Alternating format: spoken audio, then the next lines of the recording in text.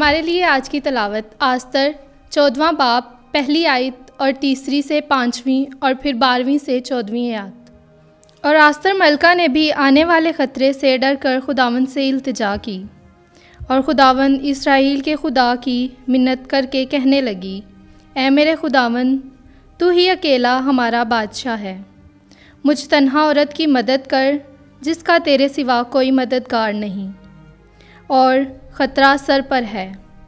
मैं बचपन से अपने बाप के घराने में ये सुनती आई हूँ कि तूने ए खुदावन इसराइल को तमाम अक़वाम में से चुन लिया और हमारे आबा व अजदाद को उनके तमाम मुक़द्दमीन गुज़िश्तगान में से ले लिया, ताकि वो तेरी अब्दी मिरास हों, और कि तूने उनके साथ वैसा ही किया जैसा तूने कहा।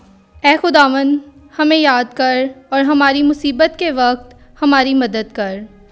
ए मबूदों के शहंशाह और तमाम ताकत के मालिक, मुझे दलेरी अनायत कर।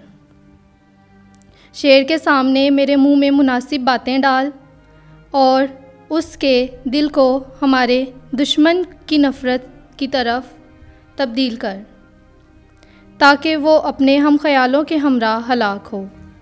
और तू हमें अपने दस्ते कादिर से रिहाई दे और मेरी मदद कर, क्योंकि मेरा सिवाय तेरे कोई मददगार नहीं।